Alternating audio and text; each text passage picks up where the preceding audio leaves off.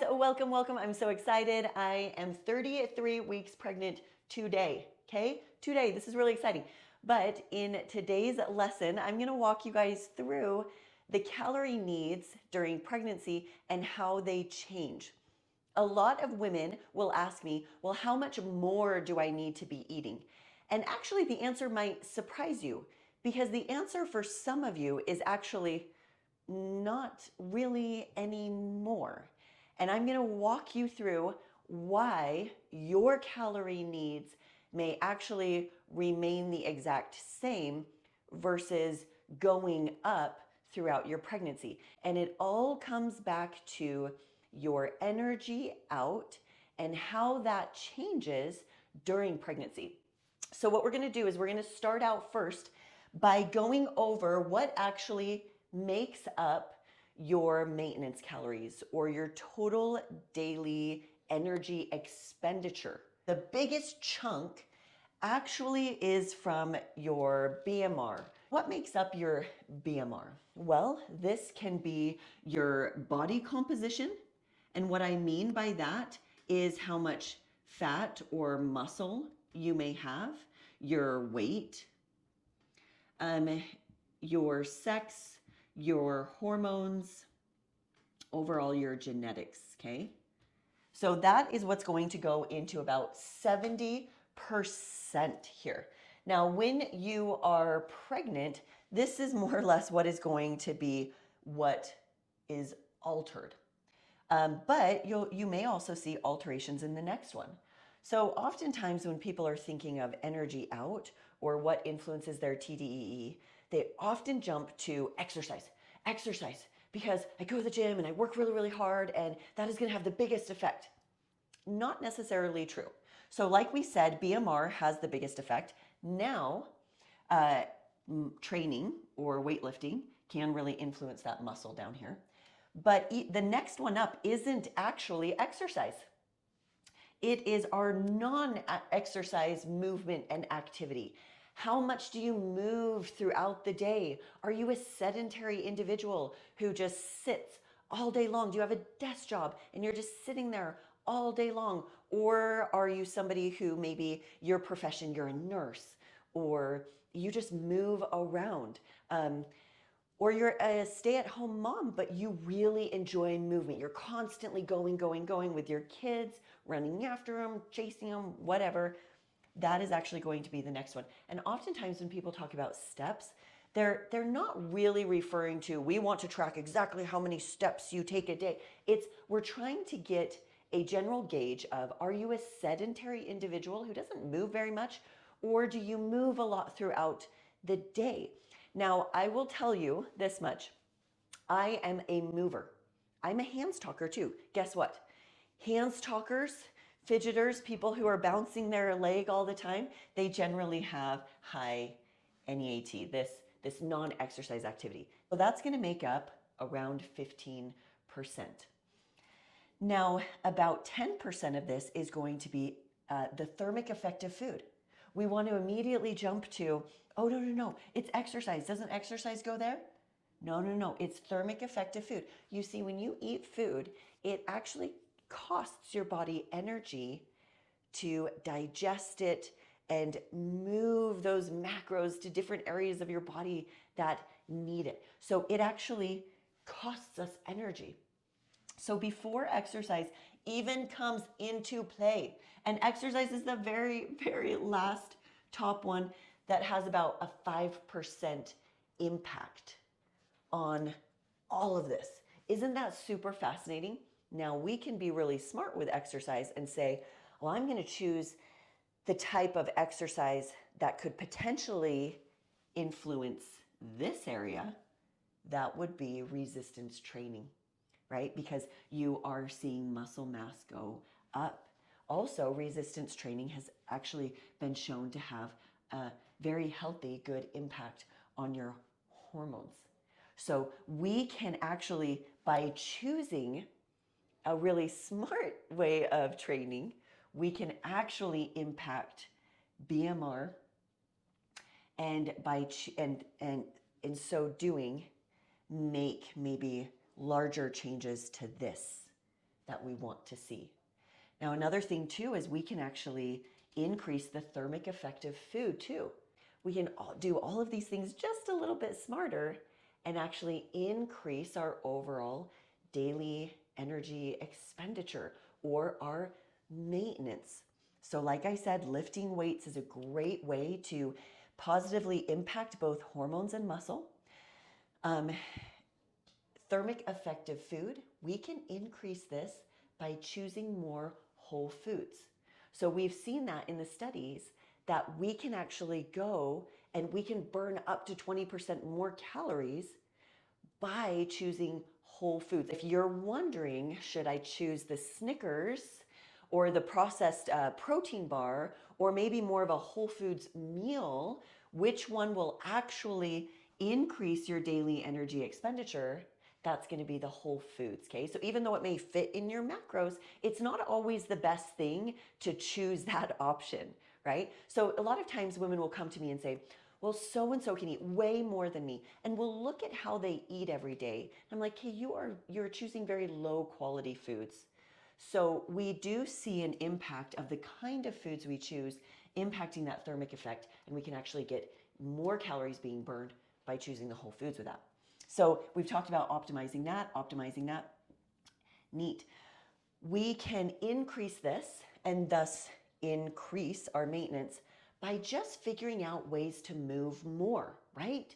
So if you have a sedentary job, maybe a desk job where you're typing, an amazing purchase would be something like a walking pad that you can type and walk at the same time will be able to increase this. So that's one option of there's many ways to get you to move more, but that's just like a really easy one that we can talk about right now. So we can increase that. So there are these different ways in which we really can increase all of these. Now, what does this have to do with pregnancy, right? Well, now that you know what makes up your maintenance calories, it's this energy out that's being burned throughout the day. Now we can talk about pregnancy and the new needs that our body has. So let's look over the general recommendations that are being made to those that are pregnant. So they say that if you are in your first trimester, that we don't really need to increase calories at all. There's no additional needs. Our second trimester, now it says 340, but this doesn't mean the day of your second trimester, now you need to eat way more, right?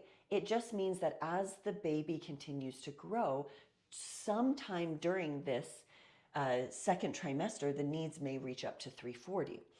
And then the third trimester, as the baby continues to grow and you start getting bigger and bigger, the needs continue to grow up to 450. Now, let me talk to you about what this can actually mean to you on a day-to-day basis. So let's just say, we're going to use Sally. Let's say Sally, before she got pregnant, she was very active. And this is her maintenance, right? She was very active, and she would consume about 2,300 calories, and she liked tracking her calories. And so she knew that she could maintain her current body composition with all of her activity, whether that was her steps or her cardio or her weightlifting or just the demands of life in general, at about 2,300 calories. But now she's moved into pregnancy.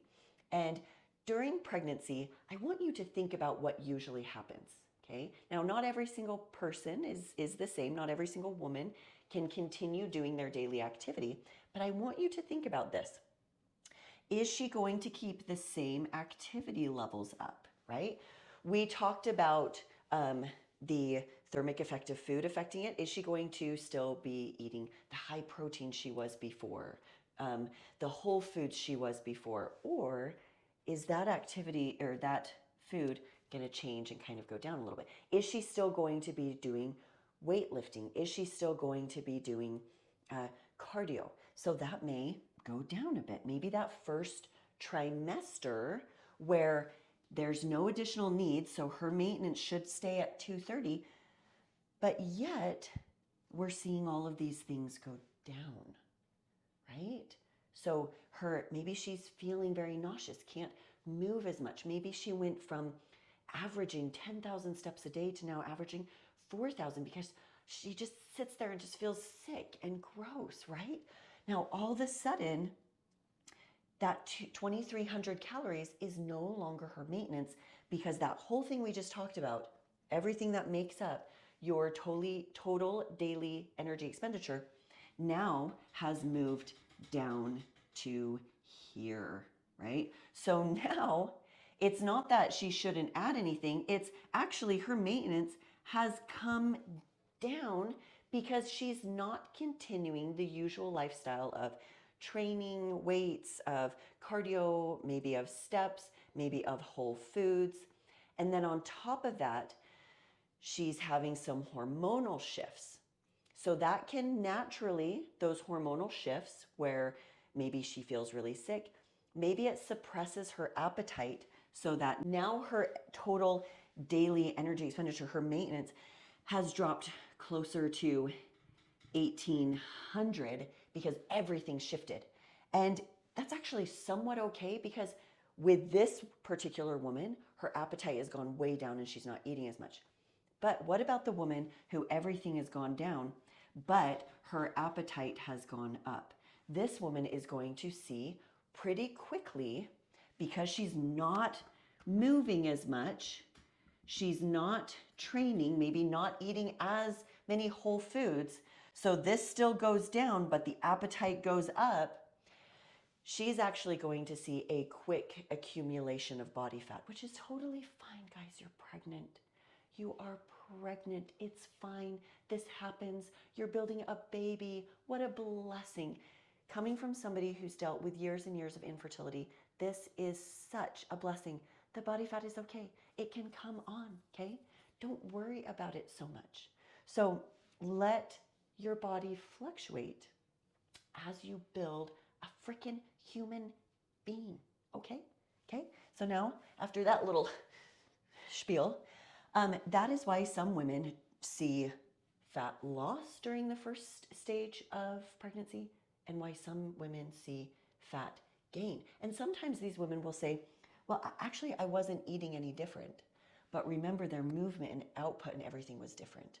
And so because of that, it shifts the maintenance down. But if they're still eating at 2,300 because they're used to that, then that's when they're going to see body fat percentage increase. And like I said, that's okay. Don't worry about it. Build the baby. That is your primary goal right now, is to build a healthy human being. And learning mass acceptance as your body changes through the process is probably one of the harder points of this, right? It can be a mental and physical game.